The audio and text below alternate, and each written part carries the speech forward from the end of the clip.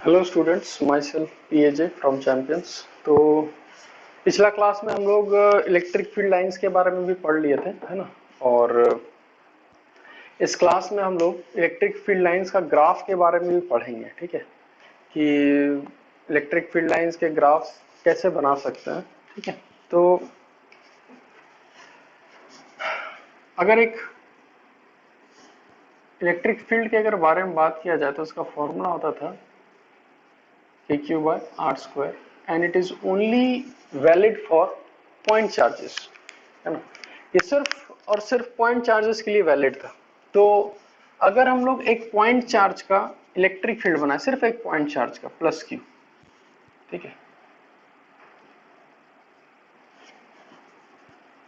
इधर electric field versus R, तो यहां देखेंगे कि इस प्लस क्यू का हमेशा जो इलेक्ट्रिक फील्ड रहता है रेडियली आउटवर्ड होता है। तो इसका E वर्सेस R ग्राफ कैसा बनेगा, तो इस साइड हर एक पॉइंट पे इलेक्ट्रिक फील्ड का डायरेक्शन इधर रहेगा और इस डायरेक्शन को हम लोग पॉजिटिव मानेंगे, और 1/r² यानी कि इसका रेक्टेंगुलर हाइपरबोला बनेगा। तो अगर और अच्छे से बनाया जाए और ये जाके इन्फिनिटी में मीट करेगा, ठीक है। लेकिन इस तरफ बात किया जाए तो इसका इलेक्ट्रिक फील्ड प्लस क्यू का डायरेक्शन उस साइड होगा और इस साइड नेगेटिव, मतलब यही ग्राफ नीचे बनेगा, ये समझिए, ठीक है। यानी एक पॉइंट चार्ज प्लस क्यू का आपका इस तरह का ग्राफ बनेगा for a single point charge. लेकिन अगर दो पॉइंट चार्ज रहे स्पेस में, हम ये इलेक्ट्रिक फील्ड लाइंस नहीं बनाई, हम इलेक्ट्रिक फील्ड का ग्राफ बनाए, है ना। अगर दो पॉइंट चार्ज रहे, प्लस क्यू और एक प्लस क्यू, और ये वाला अच्छे से समझना है।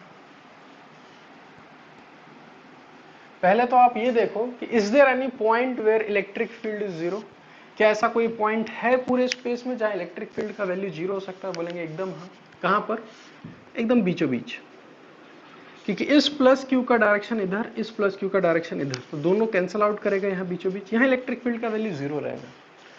और बाकी जगह का अगर बात किया जाए तो समझना ध्यान से, कि इस प्लस क्यू के इधर किसी भी पॉइंट पर इसका भी प्लस क्यू का उधर ही रहेगा, इसका भी प्लस क्यू का इधर रहेगा, इस पॉइंट के इधर इलेक्ट्रिक फील्ड का डायरेक्शन उधर होगा। अगर इस साइड देखें तो इस प्लस क्यू का भी इधर और इस प्लस क्यू का भी उधर, यानी इस पॉइंट पर इलेक्ट्रिक फील्ड का डायरेक्शन इधर ही रहेगा। यानी इसके इधर और इसके इधर हम लोग डायरेक्शन डिसाइड कर चुके हैं। यहां पर जीरो है। अब अगर हम इस पॉइंट के हल्का सा भी इधर जाएंगे तो इसका इलेक्ट्रिक फील्ड डोमिनेट मारेगा। क्यों? क्योंकि इसका पास में है और इसके पास में है, तो यानी इस पॉइंट पर अगर देखा जाए तो इसका ज्यादा होगा और इसका थोड़ा सा कम होगा, यानी रिजल्टेंट डायरेक्शन इधर ही आएगा। और अगर इस पॉइंट के इधर जाए तो ये डोमिनेट मारेगा, इसका इधर जाएगा। ये हम डायरेक्शन डिसाइड कर लिया। अब ग्राफ कैसा बनेगा? इसके इधर नेगेटिव ग्राफ बनेगा और 1/r² है, यानी कि इसका जो ग्राफ होगा कुछ नीचे बनेगा, और इसका उस साइड है यानी प्लस है, तो इसका इस तरफ बनेगा, ठीक है। अब इसके बीच समझना है, यहां से लेकर यहां तक ये जो पोर्शन है ये इस तरफ है, यानी यहां से यहां तक ग्राफ अपर बनेगा और यहां से यहां ग्राफ नीचे बनेगा, और बीच में जीरो भी आना चाहिए। अब इसका बनेगा कैसे?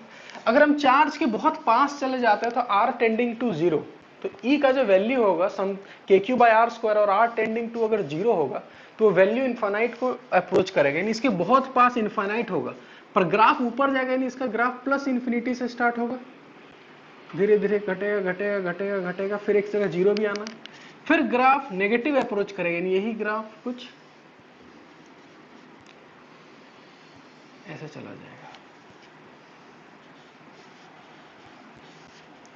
ये ग्राफ समझना है।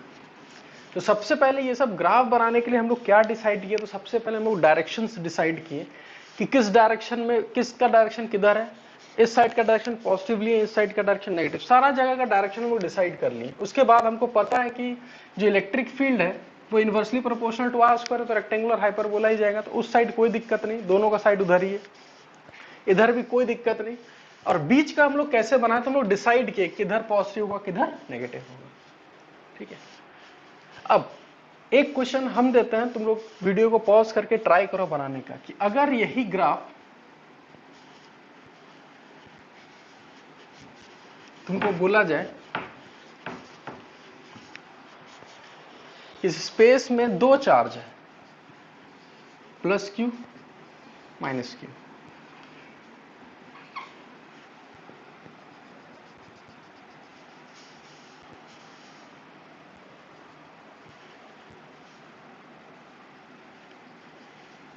और बोला जाए कि अब इसका ग्राफ बना के दिखाओ, तो पहले हम सोचेंगे कि इज देयर एनी पॉइंट जहां इलेक्ट्रिक फील्ड जीरो हो। बीच में हो नहीं सकता क्योंकि उसका उधर उसका भी उधर, तो कहीं नहीं जीरो हो सकता। ये हम लोग स्टार्टिंग में डिस्कस किए थे कि इस प्लस क्यू और माइनस क्यू के कारण ऐसा कोई पॉइंट नहीं होगा जहां पर इलेक्ट्रिक फील्ड का वैल्यू कितना होगा, जीरो। तो फिर देखते हैं डायरेक्शंस कि अगर हम इधर जाएं तो माइनस क्यू का तो इस साइड होगा और प्लस क्यू का उस साइड होगा, लेकिन प्लस क्यू का थोड़ा कम होगा। क्यों? क्योंकि इधर जो होगा ये माइनस क्यू का डोमिनेट करेगा, तो यहां से लेकर यहां तक रिजल्टेंट इस तरफ होगा। इसके इधर अगर बात किया जाए तो प्लस क्यू का इस साइड और माइनस क्यू का अपने तरफ, यानी प्लस क्यू का इधर डोमिनेट करेगा तो रिजल्टेंट इसी साइड रहेगा। अब बीच का अगर बात किया जाए तो आप किसी भी पॉइंट पे देखोगे ना तो प्लस क्यू का उसी साइड रहेगा और माइनस क्यू का भी उसी साइड रहेगा, यानी रिजल्टेंट इसी तरफ रहेगा। ये हम लोग फाइंड आउट कर लिए। अब ग्राफ कैसा बनेगा? जीरो कहीं नहीं है, जीरो कहीं नहीं यानी इस लाइन को कहीं क्रॉस नहीं करने वाला। अब इसका इधर नेगेटिव, तो नेगेटिव कैसा बनेगा? तो ये रहा नेगेटिव का, इधर भी तुम्हारा क्या है, नेगेटिव, तो ग्राफ तुम्हारा इस साइड भी ऐसे ही बनेगा। लेकिन इधर क्या है, पॉजिटिव। अब ये ग्राफ कैसे बनेगा, ध्यान से समझना। इसके बहुत पास जाएंगे तो इन्फिनिटी रहेगा, लेकिन प्लस इन्फिनिटी, यानी यहां से ग्राफ स्टार्ट होगा। और इसके भी बहुत पास जाए तो ये भी इन्फिनिटी होगा, लेकिन डायरेक्शन इधर ही है तो ये भी प्लस इन्फिनिटी होगा। अब इन्फिनिटी टू इन्फिनिटी भी लेके जाना है, लेकिन कैसे जाएगा? तो सबसे पहले इसका घटेगा घटेगा घटेगा, पर जीरो नहीं जाएगा, तो फिर ये बढ़ेगा बढ़ेगा बढ़ेगा और कहां तक चला जाएगा, इन्फिनिटी तक। ये चीज समझना है, समझे? जीरो नहीं होगा, यानी इस पॉइंट पर कम होगा, घटेगा घटेगा घटेगा, फिर धीरे धीरे इसके पास जाएंगे तो इसका डोमिनेट होगा, फिर ये बढ़ेगा। ये बहुत इंपॉर्टेंट ग्राफ है ये सब, ठीक है। एक ग्राफ और करवाते हैं हम।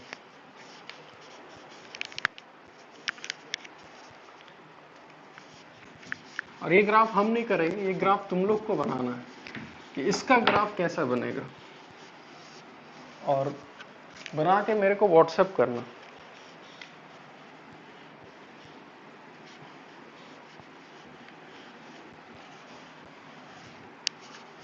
अगर तीन चार्ज है, equal charges, plus Q plus Q plus Q, ठीक है, डी डिस्टेंस तो इसका E वर्सेस R ग्राफ बना के दिखाना, और जिसका बन जाए मेरे को व्हाट्सएप करना ये वाला, ठीक है। और हम लोग आगे बढ़ते हैं इस ग्राफ से थोड़ा आगे।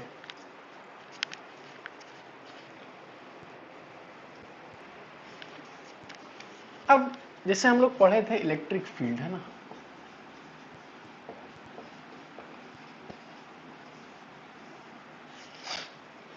और हम लोग पढ़े थे इलेक्ट्रिक फील्ड लाइंस। अब इलेक्ट्रिक फील्ड लाइंस अगर इस टाइप से हो तो इसको बोलते हैं यूनिफॉर्म इलेक्ट्रिक फील्ड। ये सब नोटेशन है। कैसे नोटेशन है? तो देखो, याद करो, हम लोग बोले थे कि डेंसिटी ऑफ लाइन ये डिसाइड करता है कि उसका मैग्नीट्यूड कितना है, और उसका टेंजेंट डिसाइड करता है डायरेक्शन कितना है। तो अब किसी भी पॉइंट पर देखो, क्या डेंसिटी हर जगह सेम है? बिल्कुल सेम है। लेकिन डायरेक्शन भी देखा जाए तो वो भी सेम है, तो इसलिए यूनिफॉर्म है, यानी हर जगह ई का वैल्यू क्या है, कांस्टेंट। यानी यूनिफॉर्म का मतलब magnitude plus direction is constant. कुछ ऐसा ग्राफ ऐसा मिले, यहां देखा जाए तो हर पॉइंट पर मैग्नीट्यूड भी अलग है, डेंसिटी अलग है, और डायरेक्शन भी अलग है, इसका इधर इसका इधर इधर है। यानी कि यहां पर इसको बोलेंगे नॉन यूनिफॉर्म। मैग्नीट्यूड वेरी कर रहा है, डायरेक्शन भी इसका वेरी कर रहा है। अब अगर ऐसा कुछ हम बना रहे हैं, ध्यान से समझना,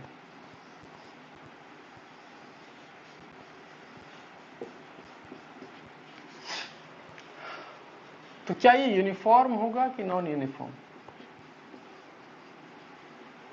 तो आंसर होगा नॉन यूनिफॉर्म। क्यों? हर जगह पर देखा जाए तो डेंसिटी तो सेम है, यानी मैग्नीट्यूड सेम, लेकिन अगर डायरेक्शन का बात किया जाए तो याद करो इसका टेंजेंट इधर है, इसका टेंजेंट इधर है, तो डायरेक्शन अलग अलग है, डायरेक्शन वेरी है। अब मैग्नीट्यूड सेम है, डायरेक्शन अलग है, और इलेक्ट्रिक फील्ड है वेक्टर क्वांटिटी, तो वेक्टर क्वांटिटी को सेम होने के लिए magnitude as well as direction दोनों को सेम होना चाहिए। इसका मतलब ये कैसा है? ठीक है।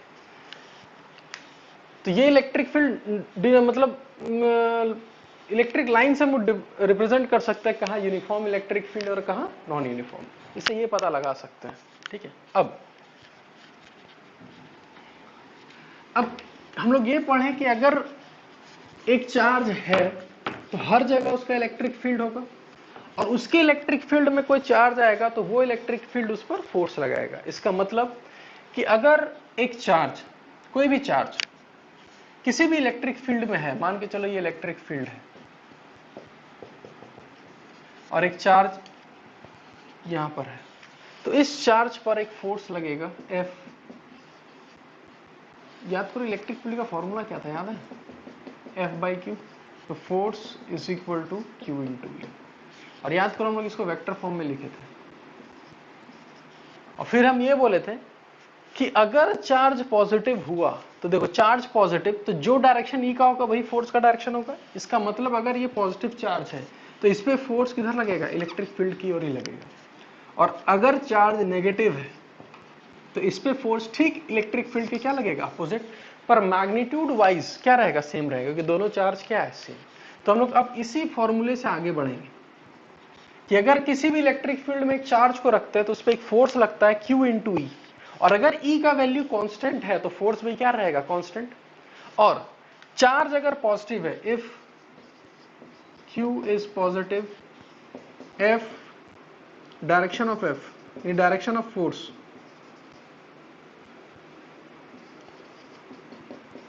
Is towards E। यानी अगर Q चार्ज पॉजिटिव है तो जिधर इलेक्ट्रिक फील्ड उधर ही क्या होगा? फोर्स का डायरेक्शन। और second, if Q is negative, अगर चार्ज नेगेटिव है तो हम बोलेंगे direction of force is opposite. ये सब याद रखना है, याद क्या रखना, समझ ही लेना है। ठीक है, क्योंकि क्वेश्चन बनाने में यही सब यूज होगा कि अगर इलेक्ट्रिक फील्ड में एक चार्ज दे दिया गया और बोला जाए कि फोर्स किधर लग रहा है, कितना लग रहा है, तो यही सब यूज करेंगे। ठीक है। तो अगर एक बेसिक क्वेश्चन लिया जाए, बहुत बेसिक, कि एक रूम के अंदर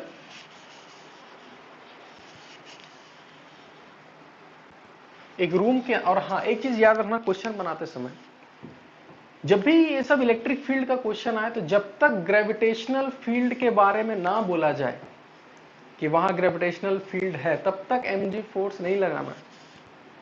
ठीक है। मतलब कि अगर बोला जाए कि वहां ग्रेविटेशनल फील्ड है तो mg फोर्स लगाना है, क्योंकि mg जो फोर्स आया था वो ग्रेविटेशनल फील्ड से आया था, और अगर ग्रेविटेशनल फील्ड नहीं है तो mg फोर्स लगाना ही नहीं।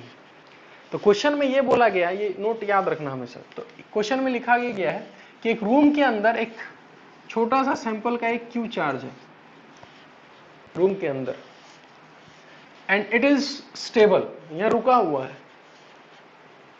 ठीक है। एक पॉजिटिव प्लस Q चार्ज है। ठीक है। रूम के अंदर एक प्लस Q चार्ज वो रुका हुआ दिखाई दे रहा है। ठीक है। और वहां ग्रेविटेशनल फील्ड है और इसका मास है m। तो पूछा यह है कि अगर ये प्लस Q गिवन है, m गिवन है, और एक ग्रेविटेशनल फील्ड के अंदर है, तो पूछा गया कि यहां पर जो इलेक्ट्रिक फील्ड है उसका डायरेक्शन क्या है और उसका मैग्नीट्यूड क्या है। तो अगर इस क्वेश्चन को बनाया जाए तो हमको पता है कि अगर ग्रेविटेशनल फील्ड है तो एक mg फोर्स तो नीचे लगेगा ही लगेगा, और अगर ये स्टेबल है इसका मतलब कोई ना कोई फोर्स इसको बैलेंस कर रहा है, यानी कोई ना कोई फोर्स ठीक इसके ऊपर लग रहा है। और बोला है कि इलेक्ट्रिक फील्ड यहां है, और हमको अब इलेक्ट्रिक फील्ड किधर होगा तो फोर्स तो इसी डायरेक्शन में है, और ये प्लस क्यू चार्ज है, तो याद रखो अगर प्लस क्यू चार्ज है तो जिधर इलेक्ट्रिक फील्ड उधर ही फोर्स का डायरेक्शन। इसका मतलब अगर फोर्स का डायरेक्शन इधर है, इसका मतलब इलेक्ट्रिक फील्ड ऊपर के डायरेक्शन में। और फोर्स कितना लगता है, तो यही फोर्स किसके बराबर होगा, क्यूई। और अगर ये बैलेंस मार रहा है तो हम डायरेक्ट इक्वेशन लिखेंगे क्यूई किसके बराबर है, mg। तो E का वैल्यू कितना हो गया, mg बाई क्यू। एकदम बहुत सिंपल एसी वर्मा का क्वेश्चन है। तो यहां हम लोग को पता लगाना था, क्या पता लगाना था कि स्टेबल है, इसका मतलब नेट फोर्स 0 होगा। ठीक है, ग्रेविटेशनल फील्ड दिया हुआ, इन्हें mg फोर्स लगा है। फिर या समझना है कि इसको स्टेबल करने के लिए ऊपर कोई फोर्स होगा। अब पॉजिटिव चार्ज है, इलेक्ट्रिक फील्ड है, यानी कि जिधर फोर्स का डायरेक्शन होगा उधर ही किसका डायरेक्शन होगा, इलेक्ट्रिक फील्ड का। तो ये एक बेसिक सा क्वेश्चन है, समझाने के लिए एसी वर्मा में दिया हुआ। थोड़ा अगर इस पे और एडवांस क्वेश्चन किया जाए,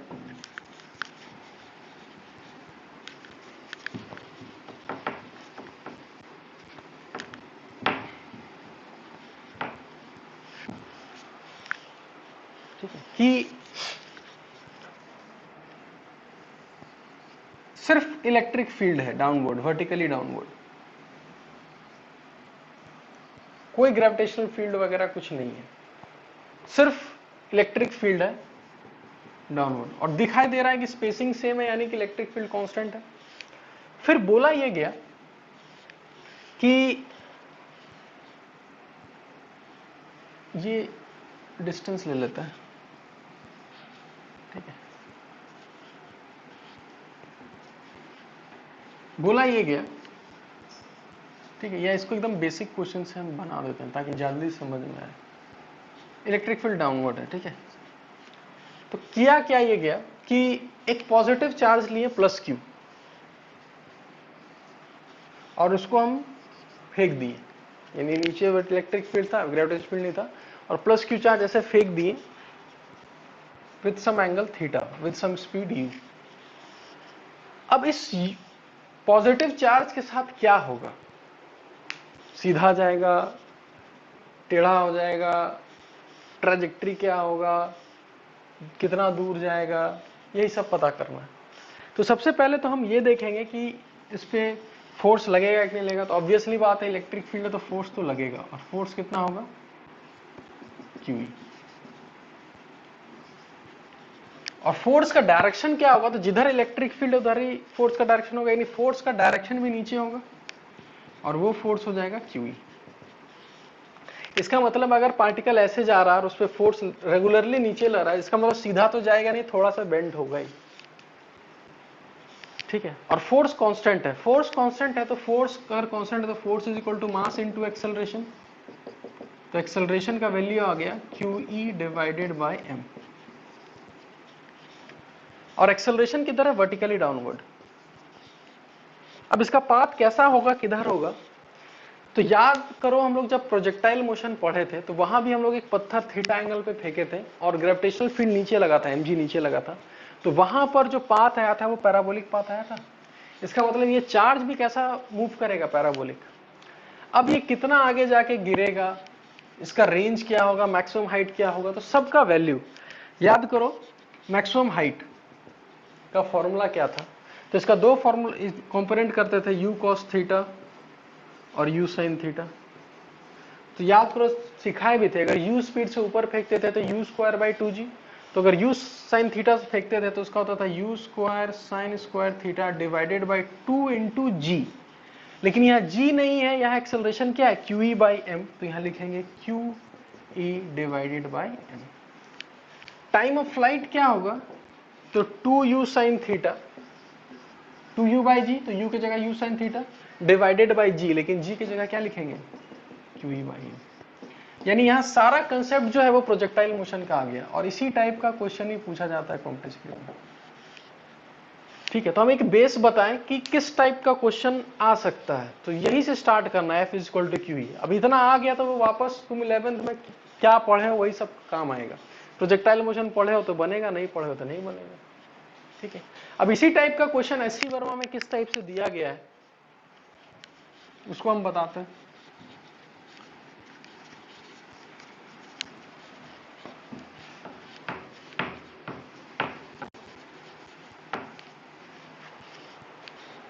तो एस सी वर्मा में किस तरीके से वो क्वेश्चन गिवन है, तो वो 2 प्लेट्स दिया हुआ है और उस प्लेट का डायमेंशन दिया हुआ है d, लंबाई d, और बोला गया कि इसके अंदर एक यूनिफॉर्म इलेक्ट्रिक फील्ड है अंदर E, और यहां से एक चार्ज को फेंका गया प्लस q जिसका मास है m। तो हमको पता है कि अगर ये इधर जाएगा तो फोर्स प्लस q है तो ऊपर फोर्स लगेगा, इसका मतलब ये टेढ़ा होगा। तो बोला कि कितने स्पीड से फेंका जाए ताकि इस प्लेट से बाहर निकल जाए मिनिमम, क्योंकि मैक्सिमम फेंकेंगे तो बाहर तो निकलेगा ही, मिनिमम का मतलब धीरे से फेंकेंगे तो यहीं गिर जाएगा जो और थोड़ा, यानी मिनिमम का मतलब ये हुआ, इसका मतलब ये पाथ बना के जस्ट यहां से निकला होगा, यानी कि वो हॉरिजॉन्टल में कितना डिस्टेंस कवर किया होगा d, और ये डिस्टेंस दे रखा है वो h। अब ये प्रोजेक्टाइल मोशन की तरह समझना है, इसका मतलब कि फोर्स हमेशा जो रहेगा वो इस एक्सिस में रहेगा, F = QE, और एक्सेलरेशन कितना हो जाएगा, तो लिखेंगे QE / m। तो एक्सेलरेशन हमेशा वर्टिकल डायरेक्शन में होगा, हॉरिजॉन्टल में कोई एक्सेलरेशन नहीं है, इसका मतलब स्पीड कांस्टेंट रहेगा, यानी इसका मतलब u जो है हॉरिजॉन्टल में जो दिए थे उसमें कोई चेंजेस नहीं होगा। यानी कि अब इस मोशन को हमको 2 भाग में तोड़ना, याद करो प्रोजेक्टाइल को हमेशा 2 पार्ट में तोड़ते थे, यानी जितने टाइम में यहां से यहां जाएगा उतने ही टाइम में हॉरिजॉन्टल कितना कवर करेगा d, और वर्टिकल कितना कवर करेगा h। तो हॉरिजॉन्टल कितने स्पीड से जा रहा है u, तो हम सिंपल लिखेंगे हॉरिजॉन्टल जाएगा d कितने स्पीड से u, और मान लेते हैं टाइम कितना है t, तो यहां से टाइम आ गया d/u, यानी इतने टाइम में वो निकल जाएगा। तो उतने ही टाइम में उसको कितना वर्टिकल डिस्टेंस कवर करना है h, और इस डायरेक्शन में देखा जाए तो इस डायरेक्शन में इनिशियली तो u इधर ही था, तो वर्टिकली जो वेलोसिटी है, यानी यहां लिखेंगे uy, यानी y डायरेक्शन में जो वेलोसिटी है वो कितना है 0, और उसको कवर कितना करना है h। तो अगर हम इक्वेशन लगाएं s = ut + ½ at², क्योंकि टाइम हमको पता है, तो s तो हो गया h, ये पूरा टर्म 0 खाएगा, प्लस ½ a × t², है कि नहीं। अब टाइम तो हमको पता है कितना t/u, पुट कर देते थे h = ½ a d/u²। अब इसमें हमको u निकालना था, इधर उधर देखना, मैथ्स लगा लेना, वहां से u निकल गया। तो इसी टाइप से इस क्वेश्चन में इलेक्ट्रिक फील्ड का कंसेप्ट लगा हुआ है, ठीक है। तो इसी तरीके से समझ के एस.सी. वर्मा का हम बोले थे कि क्वेश्चन सॉल्व करो। बहुत सारे बच्चे मेरे को डाउट भी पूछे हैं, उसको हम इंडिविजुअली डाउट भी बताए हैं, ठीक है। तुम लोग भी ट्राई करो, जो नहीं पूछे हो ट्राई करो एस.सी. वर्मा का कंसेप्ट बताने के लिए। बहुत सारे बच्चे को 1 to 1 हम वीडियो करके बताएं कि इस टाइप से बनाओ, उस टाइप से बनाओ, ठीक है। तो ट्राई करो कि एस.सी. वर्मा का मैक्सिमम क्वेश्चन बने, ना बने तो फिर उसका फोटो भेजो मेरे को कि सर नहीं बन रहा है। अगर कुछ डाउट हुआ तो हम फिर डाउट डिस्कस करेंगे, है ना।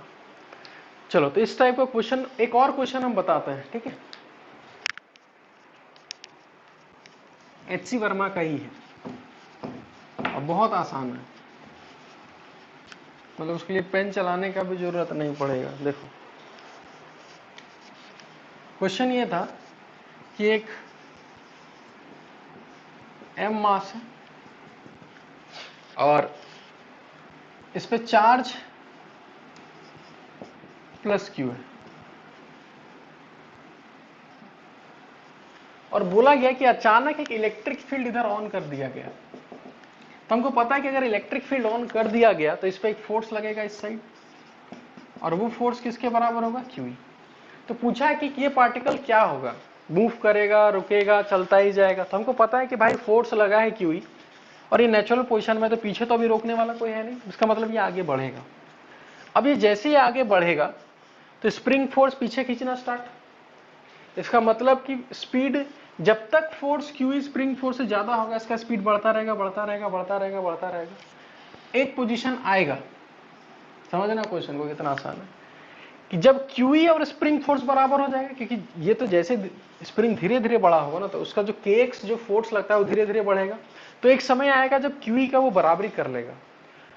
तो क्वेश्चन ये राइज होता है कि जहां फोर्स दोनों से हो गया, बैलेंस हो गया, कि वहां रुकेगा। तो आंसर है नहीं। और ये समझाए भी थे कि जब नेट फोर्स 0 होता है तो पार्टिकल का वेलोसिटी मैक्सिमम होता है, क्योंकि उसके बाद क्या होगा, जैसे ही वो आगे जाएगा kx और बड़ा हो जाएगा QE से, तो अब उसका वेलोसिटी घटाएगा। अब उसका घटाते घटाते घटाते घटाते घटाते घटाते एक समय वेलोसिटी कितना हो जाएगा चीज, जब 0 होगा तो kx फिर उसको पीछे खींचेगा, फिर ये रुकेगा। यानी इसका मतलब ये पार्टिकल क्या करेगा, पीरियोडिक मोशन। पहले हम पीरियोडिक मोशन बोलेंगे। अभी एसएचएम करेगा कि नहीं करेगा। अब याद करो, किसी भी पोजीशन में अगर हम फोर्स देखें तो एक फोर्स QE फोर्स लग रहा है और KX फोर्स लग रहा है। अब ये जो फोर्स QE है ये कांस्टेंट फोर्स है और एक KX फोर्स है। अब याद करो एसएचएम में एक पॉइंट हम लिखवाए थे कि टाइम पीरियड पर कांस्टेंट फोर्स का कोई प्रभाव नहीं होता है। There is no effect of constant force on time period of SHM. उस पर सिर्फ और सिर्फ किस पे फोर्स लगेगा, स्प्रिंग के द्वारा। तो ये फोर्स जो होता है वो KX होता है और x के प्रोपोर्शनल होता है। तो हम टाइम पीरियड डायरेक्ट लिखेंगे। याद करो स्प्रिंग ब्लॉक का टाइम पीरियड कितना होता है। इसका मतलब इस इलेक्ट्रिक फील्ड का टाइम पीरियड के ऊपर कोई दिक्कत नहीं है कि नहीं, कोई इफेक्ट ही नहीं है, क्योंकि वो फोर्स कैसा फोर्स है, कांस्टेंट। ये भी एससी वर्मा का क्वेश्चन है। तो अगर आपको हर कंसेप्ट अच्छे से पता हो ना, अब इसमें देखो, इसमें इलेक्ट्रिक फील्ड का भी कंसेप्ट लगा, एसएचएम का भी कंसेप्ट लगा, तो मेंस वगैरह में इसी टाइप का ज्यादा क्वेश्चन आता है। और हम बताए भी थे कि 12th आसान तभी लगेगा जब 11th का कंसेप्ट क्लियर हो। अगर 11th में फांकी मारे हो तो फिर ये सब दिक्कत आएगा, क्योंकि इस चैप्टर में सिर्फ एक नया फोर्स के बारे में पढ़ना था, इलेक्ट्रोस्टैटिक फोर्स। चीज जो जितना भी ना सारा 11th का रहेगा। इसलिए हम बोल रहे हैं, अभी लॉकडाउन चल रहा है ना, तो अभी 11th का जितना भी चीज है ना उसको अच्छे से पढ़ा डालो, क्योंकि 12 जैसे ही स्टार्ट होगा, नंबर ऑफ क्लासेस हम अभी भी बोल रहे हैं उसमें बहुत ज्यादा कर देंगे। इसलिए कोर्स का टेंशन बिल्कुल मत लो। आधे बच्चे परेशान है, सर कोर्स खत्म, तो वो चीज छोड़ो। इससे बढ़िया ये है कि 11th का जितना टॉपिक्स है ना उसको रिवाइज करो।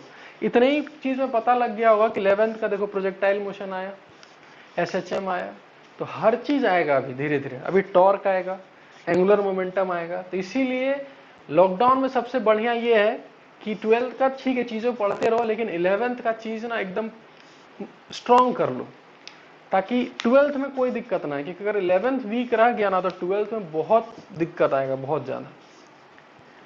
ठीक है, खैर छोड़ो, है ना, आगे बढ़ते हैं।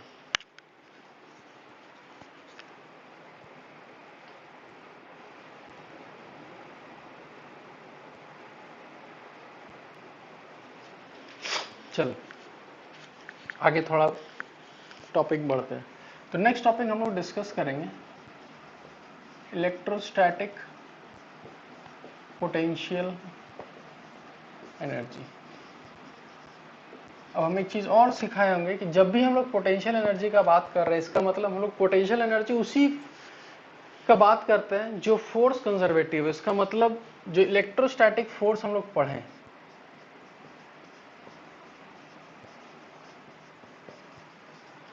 Is conservative.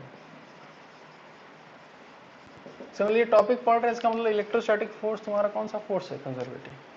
अब इलेक्ट्रोस्टैटिक फोर्स अगर कंजर्वेटिव है तो याद करो, अगर सिर्फ कंजर्वेटिव फोर्स है तो एनर्जी कंजर्वेशन लगा सकते हैं। तो यानी यहाँ 11th का कौन सा टॉपिक आएगा, वर्क पावर एनर्जी का कंसेप्ट। ठीक है, और यही डेरिवेशन भी आएगा कि अगर दो चार्ज है, याद करो दो मासेज m1 m2 होता था तो उसका पोटेंशियल एनर्जी होता था -Gm1m2/r², क्योंकि वहां जो था ग्रेविटेशनल फोर्स वो भी कंजर्वेटिव था। तो वहां पर ग्रेविटेशनल पोटेंशियल एनर्जी का बात किए थे हम लोग। तो यहां भी हम लोग क्या करेंगे, और वहां पे डेरिवेशन भी क्या किए थे कि एक हम लोग चार्ज लिए थे Q1, वहां m1 लिए थे और एक m2 लिए थे। ठीक है, और इस Q2 चार्ज को यहां नहीं लाते, कहां से लाते थे, इंफिनिटी से उठाकर लाते थे। और कितना डिस्टेंस तक लाते थे, r डिस्टेंस तक। और फिर बोलते थे कि अगर यहां से लेकर यहां तक Q2 चार्ज को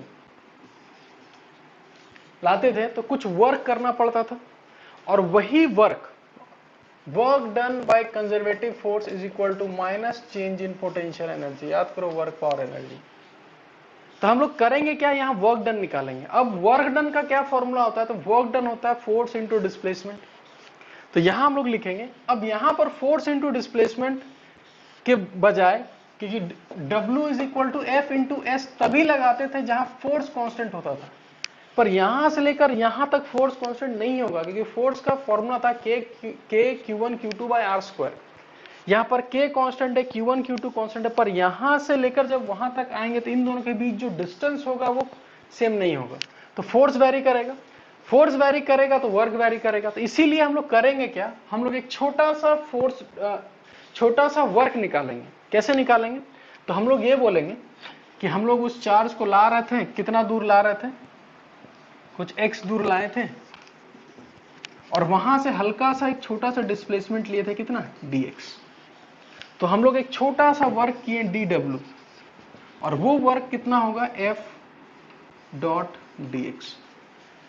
अब यहां पर हम क्या लिख रहे हैं ध्यान से समझना, क्योंकि f dx cos theta formula होता था। अब Q1 Q2 पे फोर्स उस साइड लगा रहा होगा और डिस्प्लेसमेंट इस साइड हो रहा है, यानी फोर्स उस तरफ धकेल रहा है और डिस्प्लेसमेंट इस तरफ। इसका मतलब ये जो थीटा का वैल्यू होगा ये 180 डिग्री होगा। ठीक है, तो यहां लिखेंगे dw is equal to f dx cos 180। अब एक चीज और, x यहां से इधर जा रहा था ना, ठीक है, तो dx इधर हो गया। इसका मतलब ये है यहाँ x बढ़ रहा है कि घट रहा है, बस ये बताओ। अगर उधर से उधर आ रहा है तो घट रहा है, तो अगर कोई चीज घटता है तो dx का वैल्यू जो होता है ना, ये जो वैल्यू होता है वो वैल्यू नेगेटिव हो जाता है, ये याद रखो। और वहाँ वर्क पावर एनर्जी में भी सिखाए थे। इसका मतलब ये जो dx लिखे हैं यहाँ पे भी नेगेटिव होगा, और यहाँ स्टार मार्क करके लिख लेना। और स्टार मार्क में क्या लिखना, बिकॉज x इज डिक्रीजिंग। अब हमको टोटल वर्क निकालने के लिए कुछ नहीं करना होगा, इंटीग्रेट करना होगा, क्योंकि छोटा छोटा वर्क ही टोटल वर्क बताएगा। अब फोर्स कितना होगा, तो यहां से लेके यहां तक फोर्स x डिस्टेंस पे, तो फोर्स होगा k q1 q2 divided by x square. ये माइनस और cos 180 वाला माइनस माइनस माइनस प्लस हो गया, बचा खाली क्या dx। अब लिमिट कहां से कहां तक, स्टार्ट कहां से किए थे, इन्फिनिटी तक, और ला कहां तक रहे r तक। बस इतना जो चीज है ना इसको समझना। क्या क्या, यहाँ थीटा का वैल्यू 180 क्यों हुआ, यहाँ सब जगह स्टार मार्क करके रखना है। 180 क्यों हुआ, क्योंकि फोर्स उधर लग रहा है और डिस्प्लेसमेंट इस साइड की है, इसलिए 180 डिग्री फोर्स और डिस्प्लेसमेंट के बीच एंगल। dx नेगेटिव इसलिए लिए क्योंकि जब x तो हम यहां से मेजर किए ना, तो जब उधर से इधर आ रहे थे तो x का वैल्यू घट रहा था, इसलिए dx का वैल्यू नेगेटिव लिए, और x डिस्टेंस पे फोर्स कितना था, इतना लिए। अब लिमिट क्या होगा, तो स्टार्ट किए थे इन्फिनिटी तक और खत्म करेंगे कहां तक, r तक। अब पूरा का पूरा मैथ्स का question integration.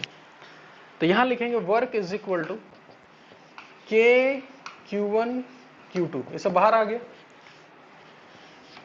dx by x square infinity से लेकर r।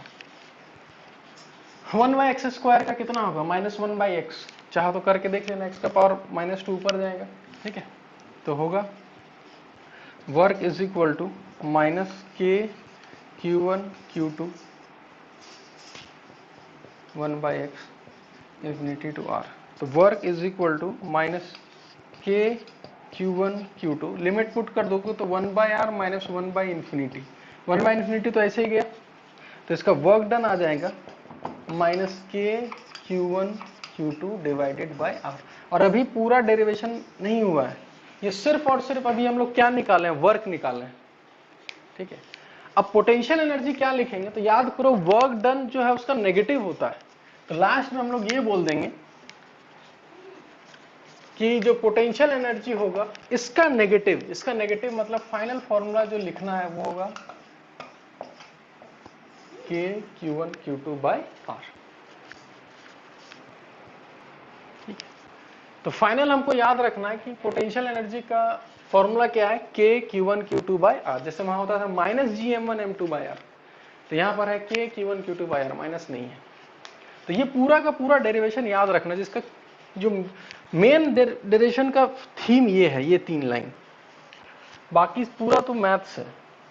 और लास्ट में ये वर्क पावर एनर्जी का कंसेप्ट लगाना है। क्या कंसेप्ट, कि जो वर्क डन होता है बाय कंजर्वेटिव वो होता है माइनस ऑफ पोटेंशियल एनर्जी। ठीक है, तो इसको अच्छे से नोट डाउन कर लेना, वीडियो को पॉज करके बढ़िया से। अब ये जो फॉर्मूला हम लोग निकाला ना, u इज इक्वल टू के q1 Q2/R, R स्क्वायर नहीं याद रखना। इसके बारे में पॉइंट वाइज क्या है कि potential energy is only valid for two charges, यानी एक चार्ज अगर रहता उसको कहीं भी लेकर जाओ तुमको वर्क ही नहीं करना पड़ेगा। क्यों? क्योंकि एक चार्ज है तो उसका अपना इलेक्ट्रिक फील्ड होगा, वो किसी के इलेक्ट्रिक फील्ड में जाएगा ही नहीं।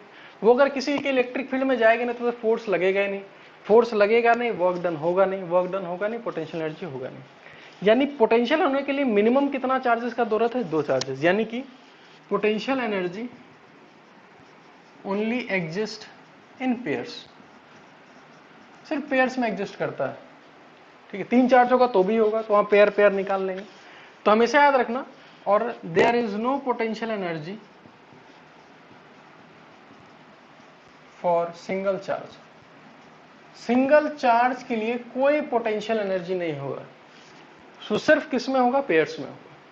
ठीक है, अब ये जो फॉर्मूला है, अगर Q1 पॉजिटिव है तो पॉजिटिव लिखना है यहां पर, और नेगेटिव है तो नेगेटिव रखना है। इसका मतलब in formula put charges with sign. ठीक है, अब इसमें देखो एक चीज याद क्या रखना, फॉर सिमिलर चार्ज,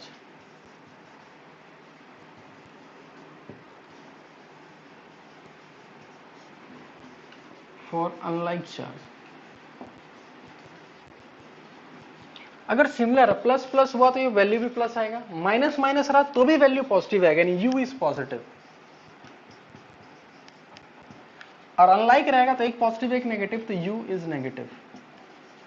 अब याद रखो ये पॉजिटिव नेगेटिव के बारे में भी हम एक चीज बताए थे कि अगर पोटेंशियल एनर्जी किसी भी सिस्टम का नेगेटिव आ रहा है, इसका मतलब याद है, इसका मतलब सिस्टम इज बाउंडेड, वो अलग नहीं हो जा सकता। तुम खुद सोचो ना, प्लस माइनस चार्ज छोड़ दोगे तो सट जाएगा, वो कभी अलग नहीं होगा। पॉजिटिव का मतलब ये सिस्टम बाउंडेड नहीं है, तुम पॉजिटिव पॉजिटिव चार्ज लो, नेगेटिव हमेशा भाग जाएगा। ठीक है, इसीलिए जो हम लोग वहां पढ़ते थे ना, -Gm1m2/r², मास कभी नेगेटिव हो ही नहीं सकता। तो दो मास हमेशा एक दूसरे को अट्रैक्ट करता है, इसलिए जो पोटेंशियल एनर्जी था वो हमेशा नेगेटिव था। तो याद रखना 12th के एंडिंग तक, पूरा एकदम मेंस के एंडिंग तक याद रखना कि हमेशा जो u रहेगा जब नेगेटिव रहेगा तो सिस्टम तुम्हारा क्या रहेगा? बाउंडेड।